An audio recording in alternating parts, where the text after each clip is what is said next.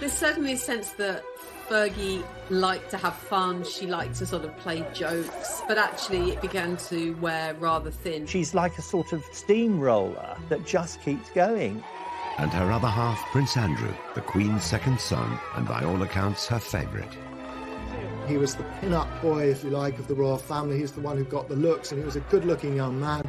Together, they make up the most controversial couple in the royal family. High-profile problems have plagued them. I can't think of a worse thing than coming down to breakfast and find photographs of having your toes sucked seen by your family. Prince Philip was apoplectic and swore that she must never step across the threshold of Balmoral again. They've reeled from one disaster to the next. They're in a bubble. They've both had so much controversy. It's them against the world. So why has it gone so wrong for the royal couple? Is it about craving attention? At last, I have the turn to talk. All these men around here. Or are they just out of touch? Well, I have to ask the question, what is a reasonable lifestyle? One of Andrew's biggest failings is his singular lack of judgment, and that's bound up in a sense of entitlement and arrogance that he's always had, frankly. Tonight, this is the incredible story of how together Andrew and Fergie have lurched from one scandal to another. This case with Epstein is so serious. This is so much more serious than Randy Andy, Air Miles Andy. And how throughout it all, they've managed to maintain the closest bond. In a way, she's his wife in everything but name. We go behind the scenes to reveal just why they've made so many mistakes. Andy and Fergie go in a little bit head first, and where you or I might think that's not a good idea, it just doesn't occur to them. In 1986, Britain enjoyed a royal romance. 26-year-old commoner Sarah Ferguson got engaged to Prince Andrew. The polished performance followed hard on the heels of the appearance of a palace official with the universally expected announcement of their engagement mid-morning. It generated intense excitement. Are you jealous of Sarah Ferguson? Yes! Very! Yes! She's absolutely gorgeous. I only wish I was 60 years younger. We wouldn't stand a chance. Inside, the royal couple was showing off the ring. Could I ask you then, Miss Ferguson, do you remember what he said? Absolutely. But I'm not telling you. What went awry with that dashing young couple? And what led to the downfall of the Duke and Duchess?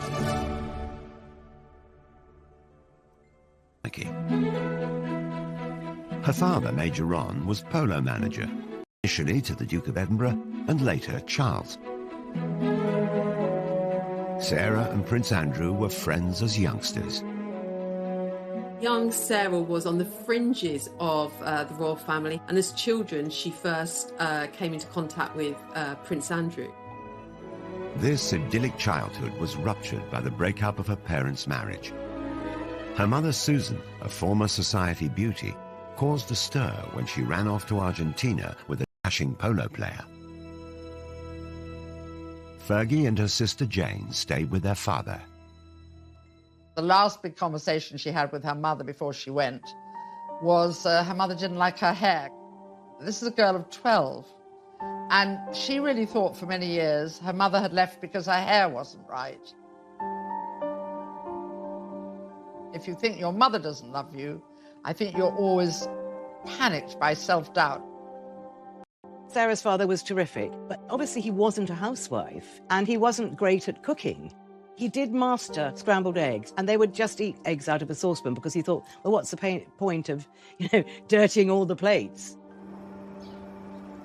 After her emotionally difficult teenage years, Fergie moved to London and shared with friends. There'll be an announcement this week. Her flatmate adored her. Sarah Ferguson's flatmate, Caroline Beckworth-Smith, is on holiday in Barbados. Just great fun, really, and interested in lots of things. Fergie threw herself into London life. She went on to have serious relationships. She wasn't the sort of unspoiled young woman that Diana was expected to be as mother of the future king. As Ron Ferguson famously said, of course she's got a past. She's 25, 26 years old. If she hadn't got a past, then there would be some serious questions to ask about. dated a stockbroker, then lived with a millionaire called Paddy McNally. She enjoyed the jet-set lifestyle in his chalet in Switzerland. She and McNally, who was a widower with 2 young sons, fell in love, and they had a fairly lengthy romance. But McNally was much older, almost 20 years older than Sarah. He was very rich. Fergie likes very rich men and was living a good lifestyle. But I don't believe for a moment there was any question of McNally proposing to Fergie. The romance and lifestyle came to an end. But in 1985, she found her prince. Although Fergie and Andrew had crossed paths in childhood, they'd had very different upbringings. Well, Andrew has a unique place in royals of Queen Victoria's reign. She and Andrew had a very close relationship. He's constantly described as the Queen's favourite son.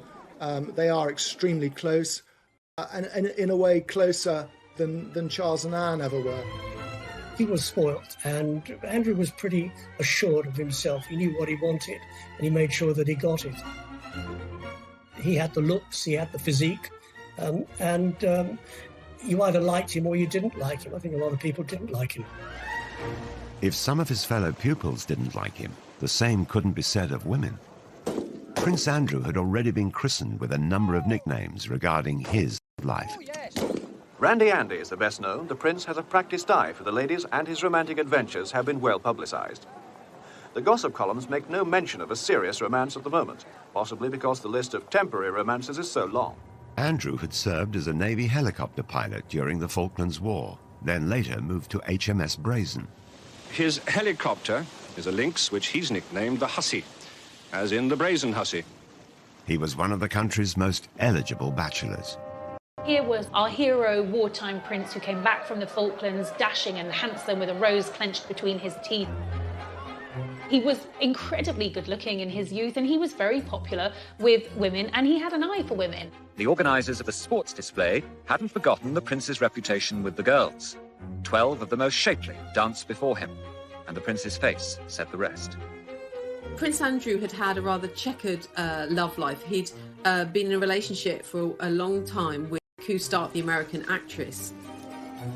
Koo was an absolutely beautiful young woman, very much in love with Andrew, but she wasn't going to fit the bill for a royal bride. Although there had been rumours of marriage, the couple split. He was 26, he was at an age where the Queen really wanted to see him start thinking about settling down, and Sarah came into his life at just the right time. In 1985, Fergie appeared on the dashing prince's horizon, and the matchmaker was none other than Princess Diana. Diana and Fergie had met when they were younger, and Diana actually wanted Fergie to be her lady-in-waiting, but she was turned down, as she said, by the men in grey. So Diana thought, OK, I will get my own back. Ascot was coming around. Diana suggested that Fergie join the royal party, and Andrew met her, and they clicked right away. It was a fast match, a pretty quick romance. It was clear they would not be a traditional royal couple. Sarah and Andrew fed each other what the Queen and other members of the royal family made of it, but it was something that they plainly both remembered because it was brought up in their engagement interview some nine months later. We were made to sit next door to each other at lunch at Ascot. Yes, and he made me eat chocolate profiteroles, which I didn't want to eat at all. I then didn't have him, so I got hit. Then Very it started hard. from there. I think that's probably where it... I was meant to be on a diet. They were both keen to set the date for a royal wedding. I would very much like it to be in the summer. And so would Sarah. Sarah more so. Because I think that... Get on with it. Get on with it and get it out of the way. She was often contrasted with Diana, and in those early days, Sarah came out of the contrast rather well, because Diana was seen as rather pale and wilting, you know, this delicate flower, whereas Fergie was robust like the wife of Bath. How did they look to you on TV? Oh, smashing. Really relaxed. I think they did really well. I hope it goes as well as they did for Di and Charles. Sarah Ferguson was going to be a Navy wife, and as she was from a military family background, it seemed a perfect match. The Queen approved of her favourite son's choice of bride. Westminster Abbey, the focus Attention tomorrow, and where today the more intrepid spectators have already staked out their patches to get a good view. On a hot July day in 1986, the country celebrated.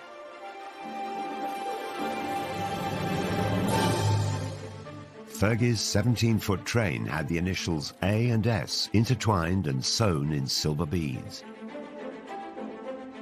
Everybody thought it was stunningly beautiful, and as she always said, I walked in as a commoner and I walked out as a duchess. A bit of a fairy tale, that, wasn't it? I mean, it's Cinderella, you know. At this precise moment, Sarah Ferguson became Duchess of York. They come out of signing the registry and a royal bride and groom curtsy to Her Majesty the Queen. A lot of brides have been quite sombre at that moment. Fergie's giving a big smile to the Queen, and the Queen, I think, is smiling right back. So there's that feeling this is going to be fun. Even on her big day, it was clear that the new bride was going to create waves. Sarah later revealed that she'd been asked not to kiss Andrew on the balcony at Buckingham Palace, and I think perhaps in a hint of her rebellious nature, Sarah's attitude was, well, here I am, hundreds of thousands of people in front of us here. I've got my prince, I'm going to kiss him. And she did. Others were not as impressed by the displays of exuberance. I was commentating at the time at the wedding, and when they went behind the altar screen to go and sign the registry, they were larking about a bit, and I said to my co-commentator, that's a marriage that's not going to last. Press and public adored the new, fun, unfussy couple, especially the all-action Duchess. I think that their brand and their image was really positive. Creating a positive impression enables you to kind of influence and effectively manage your reputation. The newest arrival typifies the greater freedom of the young royals, becoming the first royal duchess to get a pilot's license, complete with very un-Biggles-style hair grips. I was absolutely in love with Sarah Ferguson as a wee girl. I thought she was just so refreshing.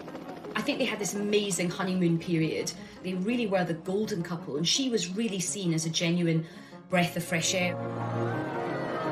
The Yorks weren't just a hit at home. The following year, the couple embarked on a 25-day tour of Canada. Their tour of Canada went extremely well. There were tens of thousands of people pouring out wherever they went. They wanted to see the new bride, they wanted to see the new bridegroom. It was a terrific tour, that tour to Canada, 1987. I was on it, actually, and it was a great privilege to be there. They were hugely popular. They were enthusiastic. I think that's what the public reacted to. They weren't there just to cut the ribbons at the opening of things and say, how nice to meet you and have you come far, but actually engage with people. I could not go through a whole tour, letting my darling husband of a year and a day do all the public speaking. So we agreed, for once, that I should have the last word tonight. The Yorks were like no other royal couple before, more relaxed and far less serious. You make us feel so at home here. And I'm just a little bit sad that number 99 of the Edmonton Oil isn't here to meet me tonight. But the fun times did not last long. Stormy waters soon appeared for the Navy wife and the handsome prince. She was a very passionate woman, and, you know, within months, weeks of marrying, she found her husband was away all the time. And Fergie's desire for attention started to grate with the public. All that her natural charm that had been celebrated initially began suddenly to be seen as rather unsophisticated and inappropriate.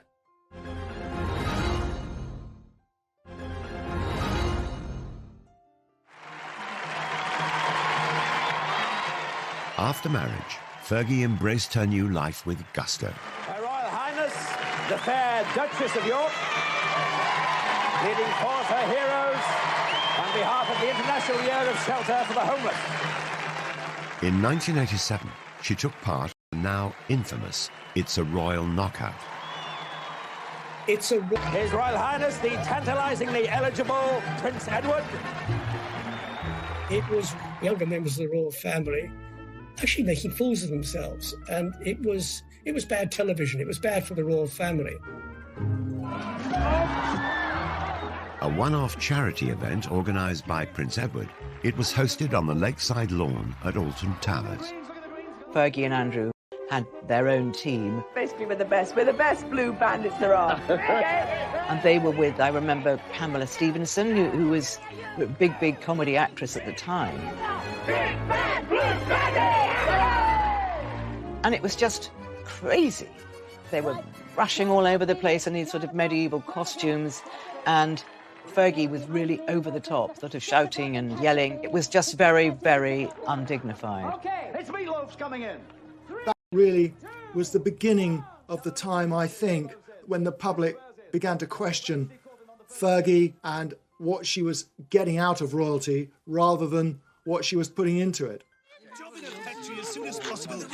Like many others of the time, she was mocked mercilessly on the satirical puppet show Spitting Image. Oh, do get a move on, Lurgy, you old slag. It's been well over an hour. I know, sausage, but I'm putting on my makeup. Very much heightened some of the tropes about her. So, you know, they made her hair very, very red, and they really accentuated her freckles. And they also, rather cruelly, made a big issue about her weight. Your royal T-shirts here. 4 sizes, small, medium, large and Fergie. If you're Sarah Ferguson watching that, you are going to feel a sting of pain. Come on then, come on, let's. The Duchess was struggling to adjust to her new royal life.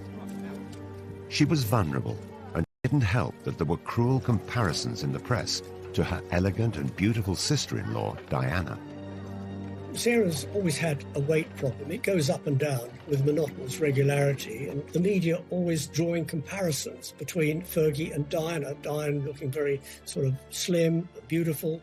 Fergie not looking so slim, not looking so beautiful. Very difficult and very unfair. As the media coverage turned negative, Fergie found herself getting flack from all sides. She came in for some criticism for liking the product too much. This barrel's for me. Come on, baby. The honeymoon was over. Royal Yacht Britannia, Royal Yacht Britannia. We wish to welcome you to the port of Long Beach, Los Angeles, on behalf of the entire group here. In 1988, the couple visited California. Hollywood loved them. Your Royal Highness. But the UK press didn't.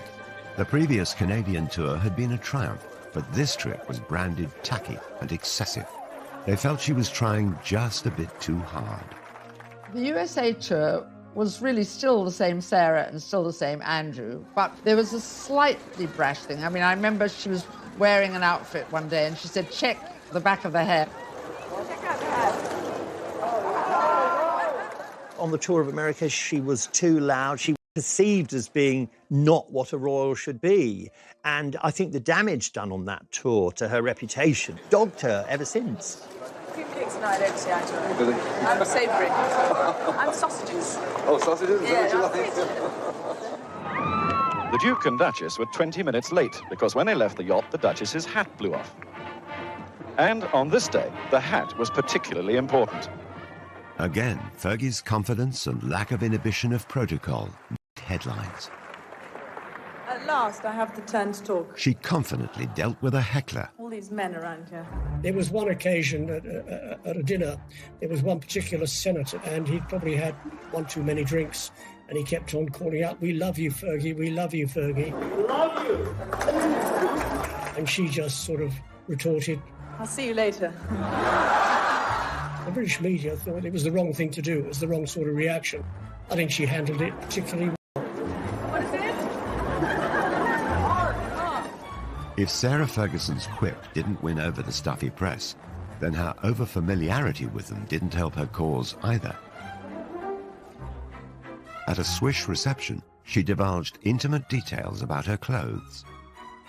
For that tour, she was head to toe in French couture, and joked to the press there that she was wearing Marks and Spencer's knickers. This is not what you're expecting the Duchess of York to say. And remember, the previous Duchess of York had been the Queen Mother. So you're talking about a changing view of the royal family. You're talking about the country changing.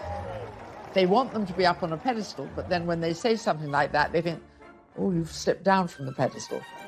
Back home, the continuing attention-seeking gaffes didn't go down well, and the press began to worry Fergie was somehow leading Diana astray. There's certainly a sense that Fergie liked to have fun. She liked to sort of play jokes. But actually it began to wear rather thin, and she was seen increasingly as a bad, unsophisticated influence on Diana and Prince Andrew, and something of a loose cannon. The Royal Duchess and Princess Diana were caught larking around at the races. There was an iconic picture of them at Ass behind. It was a great shot. But I think, obviously, that was another opportunity to say, you know, she was a bad influence on Diana, which it actually really wasn't true. Never learn, do you? Fergie had a love of foreign holidays, particularly skiing. She's renowned as the finest skier in the royal family, and today only the best amongst her party could keep close to her. Can't get any closer, we'll fall over. Hang on a minute, we're just doing this thing. In Switzerland, the two royal couples posed for the press.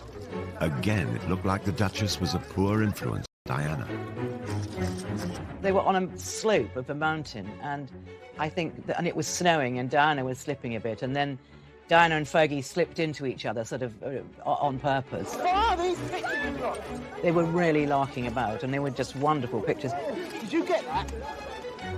And then Charles got annoyed because he thought it was undignified.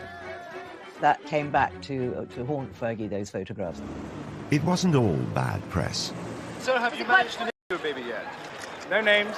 Was it quite an ordeal yesterday? It was a long time, wasn't it? It was a long time, but she came through it very, very well. You looked very worried earlier in the day, sir. Ah, that's because I was on my way to the dentist. So, 2 years after their marriage, the Yorks celebrated the birth of their daughter, Beatrice. Eugenie followed 2 years later. God save the Queen! Our wishes to both the baby, to the father and the mother.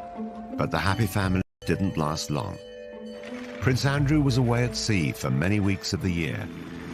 His posting follows 3 months of specialised training, and the Duke will now lead a flight team aboard the frigate for around 18 months. In the early years of their marriage, Andrew was serving as a naval officer, which meant that he was frequently sent away.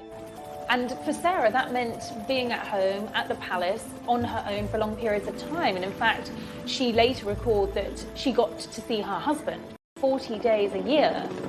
The rest of the time, he was absent. It's terrible. I mean, you're going away and leaving what you love behind. It's a fantastic job for a single man. It's getting less and less so for a married man. The new mother was lonely and lacking support. In 1992, private photos surfaced. A cleaner found a set of holiday snaps showing the Duchess and her 2 children with a Texan, Steve Wyatt. Wyatt was handsome and attentive. The pictures had been taken some 2 years previously. There's a picture of Steve Wyatt, and then there's Beatrice, who's just got bathers on, and they're obviously somewhere hot. And suddenly people think, who is this man? And so then the stories start. Eve Pollard, a tabloid editor at the time, was contacted by a mutual friend of the Duchess. A very old friend of ours rang us up. He said, I wonder if you could come and give a friend of mine a bit of advice. So we turned up in his lovely studio in Mayfair, and there she was. We tried to say, you know, you've just got to be careful about any photographs. If you go out with anybody while your husband's away, it should be a crowd. And she was, at that time, I have to say, very, very unhappy about the fact that she was alone. Gossip of affairs circulated in society circles for months. He was also getting a lot of flack from the royal household for behaving, as they saw it, inappropriately. So everything was mounting up against her, and I don't think Andrew was there to really back her up. And then along comes Steve Wyatt. It was the beginning of the end for Fergie and Andrew. The announcement that the Duchess of York had initiated discussions about a separation from her husband came as she arrived to pick up their daughter from school. In March 1992, the couple split. Fergie was soon spotted with another American, John Bryan, a friend of Wyatt's and her financial advisor. Soon, rumours of scandalous pictures of them together surfaced, and the photos were being touted around Fleet Street.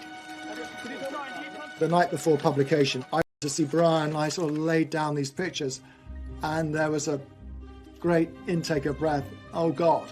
And he immediately went off into the bathroom, shut the door, and even though the door was locked, I could hear he was calling Sarah in Scotland and telling her that it was worse, far worse than he thought. He obviously was a little bit more than a financial advisor, as we saw from those photographs taken in the south of France with him sucking her toes. Whether he was looking at her toes as a new form of abacus or calculator remains to be seen.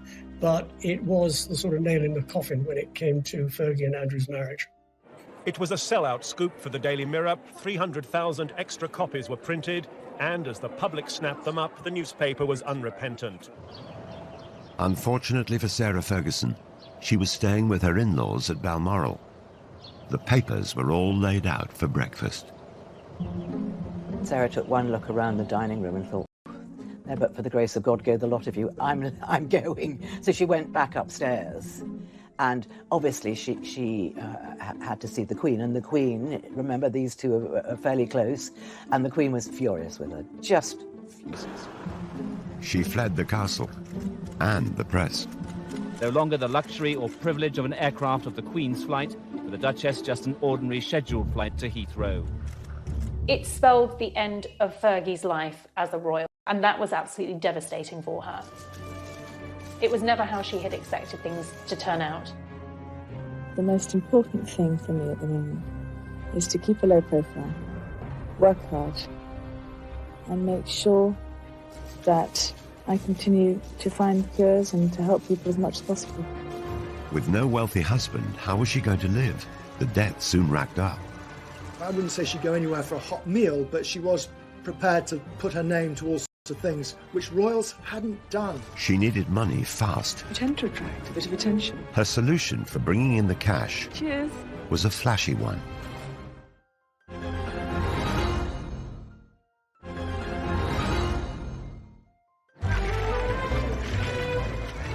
The Duke and Duchess of York announced their divorce in May 1996. By August that year, Sarah Ferguson was no longer able to use the title Her Royal Highness.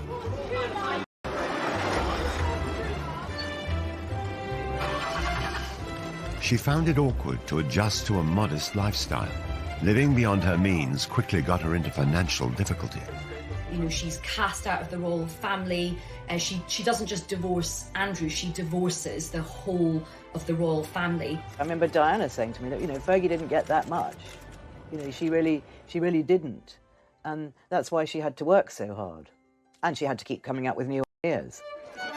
In typical fashion, she made light of the negative press. It really bugs me that every day I have to read I'm a millionaire 3 times over. Cool, I tell you. When her marriage broke down, her overdraft was said to have been £200,000, allegedly paid off under a separation settlement, which also involved Prince Andrew taking financial responsibility for their children, Beatrice and Eugenie. The news reports varied. At first, she said the royals gave her no financial support at all. Then she admitted to receiving £15,000 a year. It was then reported that the divorce settlement from Prince Andrew was worth several £1 million. Later, it seemed to emerge that actually she had a settlement around sort of £3 million. So I think it's likely that the divorce settlement was much more favourable than perhaps Fergie initially suggested. We've never known the full details, but we think she was meant to get money to buy a home, but I think probably she was so much in debt by then, she just used the money to pay off her debt. That's what I understand. Sarah Ferguson's debts stood at around £1 million. Just over a year later, her debts were reported to be in the region of £4 million. She had no concept of money coming in as opposed to money going out. About £300,000 went on her staff costs. £150,000 she would spend in a year on gift. She travelled a lot. Those were expensive costs. The simple fact was that she spent more than she had, and she rapidly got into serious debt. I think that's the story of her life, really. She just is a very free spender and very, very generous. But if you're like that, you know, you do get into financial trouble unless you're earning millions all the time. Sarah did have money problems. That was well advertised everywhere, and she wasn't ashamed of that. You know, got up out of bed and thought, right, I've got to make some money here. Fergie tried to earn a living. She knew she had cachet as a former royal. She also knew the best place to sell herself. She attempted to rebrand herself in the United States. I'm so unconventional that instead of serving tea, I serve ocean spray granule juice drink.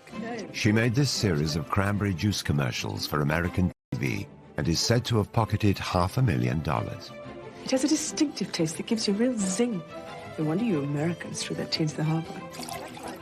The Americans, God bless them, they love people with titles. If you're a lord, well, yeah, you're pretty good. But if you're a duchess, wow, you sort of hit the jackpot. She'd been married to the son of the Queen and was prepared to endorse brands. So for PR companies in the States, their Christmases had come early.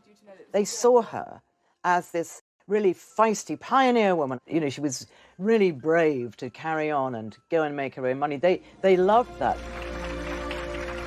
Sarah Ferguson also teamed up with Weight Watchers, which was publicised through another set of glamorous TV commercials. It's the hardest thing in the world, staying on a diet. While no one knows what Fergie earned, during their 11-year association, she lost 50 pounds in weight.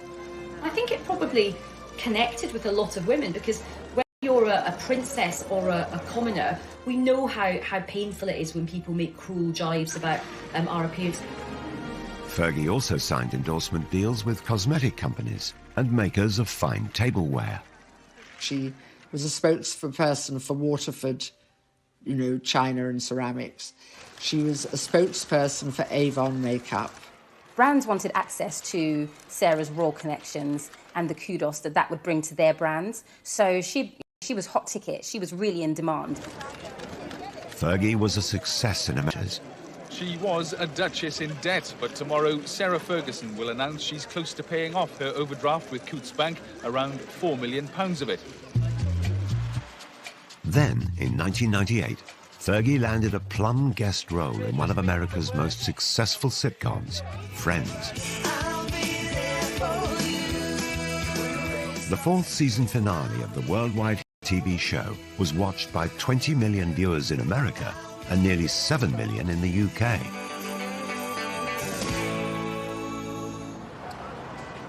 Filming brought the Friends cast to London for a major wedding storyline.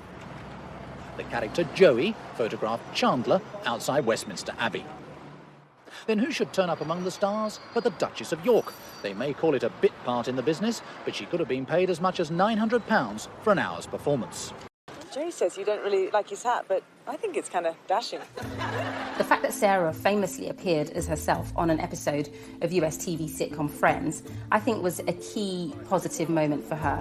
Appearing on the episode of Friends for some people would be the ultimate kind of cult appearance, and I'm sure her daughters thought it was amazing. Fergie, baby!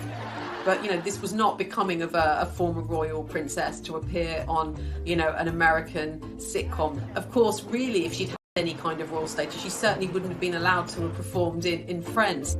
I think actually out of all the TV projects that she did, the British public warmed to her for doing this one.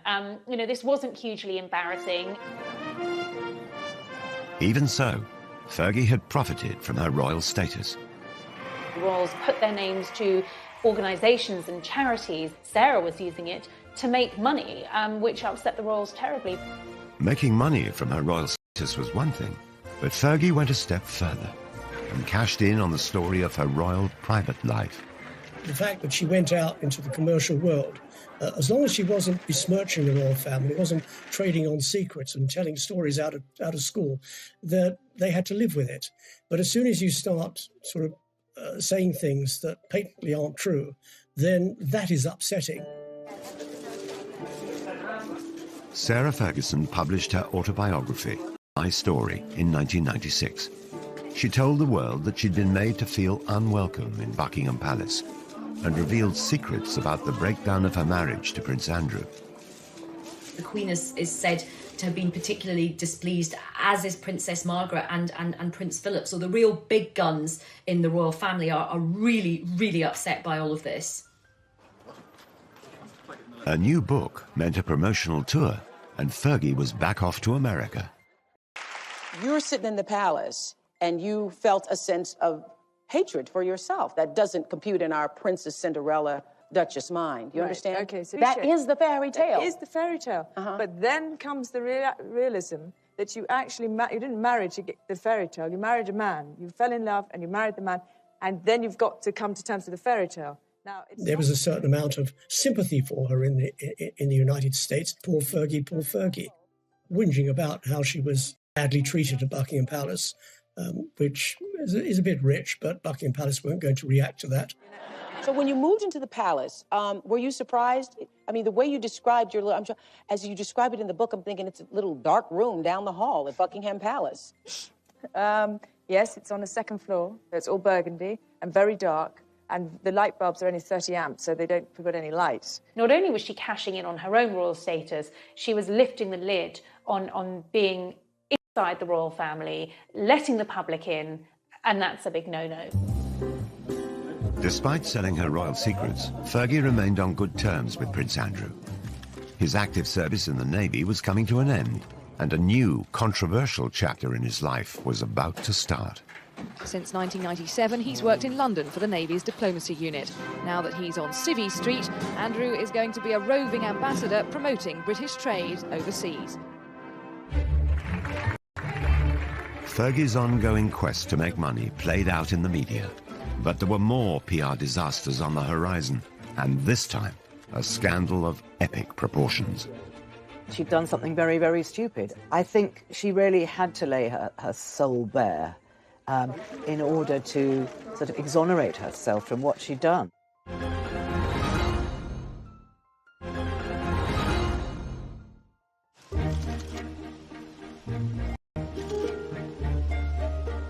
Though Prince Andrew and Sarah Ferguson were no longer married, they maintained a close friendship after their divorce. They always stayed friends, which is, I know people don't get it and say, how is this? This is very unusual, and it is rare, but it's a very special relationship, and they get on extraordinarily well. They have the same sense of humour. In 2008, Fergie moved in to share Andrew's home, the Royal Lodge in Windsor. Their friendship has intrigued royal watchers. They're the couple who, they might not have the label of being husband and wife, but they're definitely kind of soulmates, I think. Soulmates, whose friendship brought its own problems. The next disaster to hit would rock not only Andrew and Fergie, but the whole royal family. He kept saying he wanted to meet Prince Andrew, and he would pay her $500,000 if she could fix that. Posing as an Arab businessman, Mahmoud had played out hundreds of undercover stings on high-profile personalities since the early 90s. Victims were cajoled into making embarrassing confessions or trading illegal substances. The fake sheikh operations were often criticized as entrapment. He would do these meetings at the Savoy, the Dorchester, all these glitzy places, and so many celebrities and other royals got stung by him. Fergie was likely targeted because of her well-publicized money problems and her friendship with her ex-husband. By 2010, Prince Andrew had retired from his successful naval career and had a new role as a special trade envoy for Britain. Okay, of course. So you 500,000 in. Yeah, but that's in wire transfer. That has to be wire transfer. I mean, obviously. The News of the World set up a sting to secretly record Fergie. Despite the grainy and low-quality footage, she can be heard offering access to Prince Andrew. It's £500,000 when you can, to me. Open doors. Big Prince Andrew. Yeah. Is that a deal? Yeah. What she was proposing and what she was saying she could do, and using Prince Andrew basically to shake down some money from a man who she thought was a very rich foreign investor, but in fact was an undercover journalist. It's one thing to be, trading off the fact or the fact that you had once been a member of the royal family, but what is not really appropriate is the fact that you're no longer a member of the royal family, that your ex-husband has a sort of governmental ambassadorial role, and you're offering access for huge amounts of cash. Prince Andrew knew absolutely nothing about what was going on. This is something that Fergie had arranged all by herself and was going presented as a fait accompli. But, you don't sell a member of the royal family for cash. But the fake sheikh had caught far worse on camera. After agreeing she would be paid a £500,000 fee by wire transfer, Fergie was seen accepting a cash deposit of just under £30,000. She left the ill-fated rendezvous with the suitcase containing the cash. She'll give it back, but her reputation is in tatters. When you looked at it, she was obviously distressed, she was smoking, she was drinking, and he was there with this sort of suitcase of money. I think out of all of the embarrassing deals, this was the most serious. Andrew had no option but to completely distance himself from this. It was very embarrassing for the royal family. In 2016, the fake sheikh was himself exposed as a law for evidence. Did you lie to get a front-page headline? What do you say to that, Mr. Mahmood? What's your reaction? Mahmoud was convicted and sentenced to 15 months in prison. But his sting on Fergie had done its damage. She apologised to the Queen, she apologised to Prince Andrew, and she's got this extraordinary ability to bounce back. And she did bounce back. Prince Andrew, stood by her, and it was Andrew who sort of came to the rescue and set up a programme whereby Fergie could repay some of the debts, and that's how Fergie got through that episode. Fergie made a public apology. Fergie had to try and defend herself, and in typical Fergie fashion, she went onto the networks to do it. She went onto the Oprah Winfrey Show and reflected with Oprah on what had happened. They watched a playback of the entire fake sheikh video before Fergie made dramatic revelations about her state of mind. Because I was in the gutter at that moment. So I know exactly, I'm very aware of the fact that I'd been drinking, that I was not in my right place. People love Oprah, and I believe that by speaking to Oprah, Sarah felt that it could have a positive impact on her. She really had to lay her soul bare in order to sort of exonerate herself from what she'd done. And it was extraordinary that she did it. It was a very, very brave thing to do. But then she'd done something very, very stupid. It was kind of like the ultimate collision of a royal and reality television. So, of course, people loved it in America. You have to respect her for that, because that really takes guts to be able to do that. I think I'm authentically myself sitting here right now, and I'm going to give it a good shot. Somehow or other, she managed to turn the tables. I don't think she meant it to be, but it turned out to be an absolute masterstroke. In the years following the fake sheikh scandal, Sarah Ferguson claimed she'd lost around £40 million worth of earnings from cancelled celebrity engagements because her reputation was so damaged. She started legal proceedings against the owners of the News of the World, but it's reported that after 3 years, she abandoned her case in 2019. It's unfortunate that she was caught in a sting, but not the first one to be caught in a sting, and certainly probably won't be the last one. She realised very quickly that she was up against some serious legal opposition, and that if it went against her, the costs could have run higher and higher. So sensibly, she dropped the case. Ferguson was still close to Prince Andrew, each still supportive of the other. They were so close that some royal watchers believe a reunion could be on the cards. I think Sarah and Andrew are together as a couple. I just don't think they could be apart from each other. And I do see them getting married again. I really do.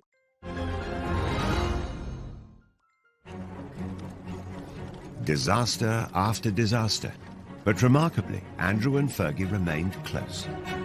It has to be the most extraordinary relationship that there's ever been of a member of the royal family. Andrew and Sarah married in 1986, split up in 1992, were divorced in 1996, and yet have remained together happily ever after. Sarah refers to Andrew as her bestest friend, her knight in shining armour. Andrew and I speak every day, and it's very important that we do keep that huge friendship. They may have divorced 24 years ago, but the pair still live together. They have their holidays together. They have a home they bought together in Switzerland, a skiing lodge. And in fact, they now spend most of their time together. It is interesting that neither of them have really found anyone else since their divorce. And I think even though they're not formally married, I think they kind of are together, like in an emotional sense. Their intertwined lives have raised many questions about their relationship. There are constant rumours and endless speculation about the possibility of them one day remarrying. And I think largely fuelled by the pair of them speaking so openly and fondly about each other. No, we're not married, and, you know, we're very happy with the way things are. Nothing going on there. Carl? I don't know. No, I mean, as people have if. needs. Really? I think Sarah and Andrew are together as a couple, and I do see them getting married again. I really do. But Fergie has repeatedly embarrassed the royal family. So could she ever be accepted back? Fergie did upset a lot of people. I mean, chiefly among them, I would say, Prince Philip. You know, nothing would ever happen while the Duke of Edinburgh is still alive. Such is the grudge that he still bears against Sarah.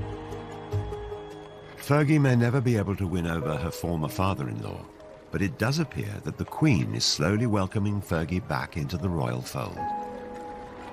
Queen still has a soft spot for Fergie, and very occasionally Fergie's invited up to Balmoral. After the Duchess was excluded from William and Kate's wedding, a sign of acceptance was the invitation to Harry and Meghan's. She was ousted for a long time, and I think she found that very sad. Regardless of their marital status, the Yorks continue to present themselves as a family unit. The Prince, Fergie, and the two princesses, and all four attract ridicule. How do I look? Like a puppet of the bourgeois oppressors? Perfect. See you later. I mean, Beatrice's hat, which was unusual, was compared from everything from a loo seat to a pretzel. Just like her mother, Beatrice shrugged off the ridicule and put the hat up for auction, raising £81,000 for charity. It's also been noted that the princesses have inherited their parents' love of the high life. Beatrice and Eugenie seem to spend an awful lot of time travelling at someone else's expense. Usually it often involves private planes or luxury boats. But they do both now have full-time jobs. Beatrice is a vice president for a software company in the States, and Eugenie has a senior position at an art gallery in Mayfair.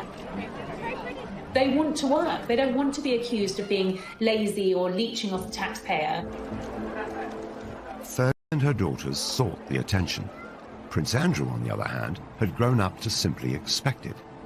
He was a prince and wanted to be treated like one. On leaving the Navy in 2001, Prince Andrew took on a new role. He was given a pretty plum role. He was made a special representative for trade and investment, which essentially saw him travelling around the world representing Britain. At the beginning, it was all going very, very well. And people were quite interested all over the world, meeting the Queen's son. Where he fell down is that at the end of the day, when work was over, he went off to play. But you don't play at the taxpayer's expense. It was noted that his trips abroad, supposedly on government business, seemed to go via ski slopes, top golf courses, and other exotic locations. He wasn't called Air Miles Andy for nothing. You know, this is the man who saw fit to take a helicopter ride from Windsor to Kent to play golf at a cost of £5,000 to the taxpayers. The Duke's travel expenses were £4 million during his decade in the role, and his security costs another $10 million. What is an extravagant lifestyle? Travelling by private jet, using helicopters when you could take a train. But it is again, it is the maximisation of my time for the best value for money, and that's the way that... Terrible publicity for the Yorks. Once again, they appeared to shame the royal family. He can't sort of, like his wife, he can't step outside himself and say, how does this look? It did seem to become a little convoluted between what was for Britain and what was for Andrew. Prince Andrew was plagued with controversy. 2007, the Duke and Duchess of York's marital home, Sunning Hill Park, was sold. It had been a gift from the Queen, and the unusual circumstances surrounding the sale prompted further criticism about Andrew's business dealings. When their marriage broke down and it came to selling the house, it took a long, long time, and Andrew was desperate to sell it because he needed the money. I think it had been on the market for several years. Quite remarkably, he managed to sell it to a Kazakh billionaire who not only bought it, but bought it for £3 million over the asking price. The buyer was the son-in-law of the former Kazakh president. He paid £15 million for the property, despite then apparently leaving it empty for 8 years. Not a brick of it remains to this day. It was bulldozed to the ground. It was later reported that Andrew had tried to help the Kazakh oligarch become a client of Coutts, the bank used by the royal family. And the controversy kept on coming. It appeared that the prince simply didn't care what people thought. From his meetings with Colonel Gaddafi's son to holidays with a convicted Libyan gun smuggler. He seems to delight in these relationships, and it's said it's because he's very much drawn to power and wealth. But one of Andrew's friendships would prove more damaging than them all. I mean, this is so much more serious than Randy Andy, Air Miles Andy. And this is a criminal case.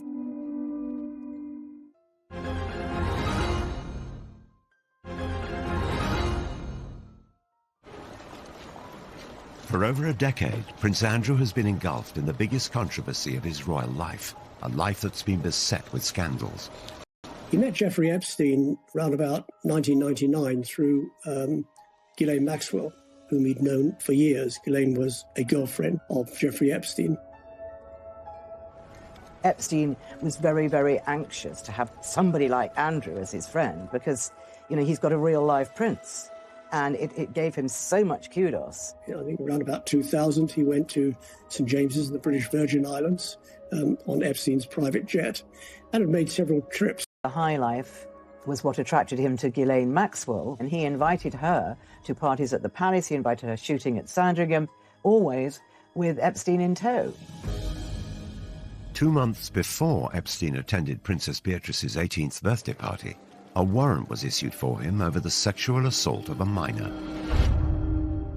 The fact that he'd invited Epstein to Sandringham, he invited Epstein to Windsor Castle as a guest of the Queen, says a lot for the man's judgment.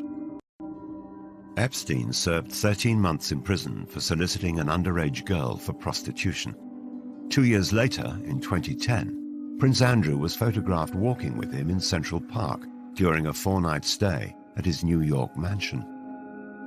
He claimed that he went over there to say that they could no longer be friends. Well, what's wrong with email? What's wrong with a telephone call? It was also revealed that Sarah Ferguson had accepted a loan from Epstein.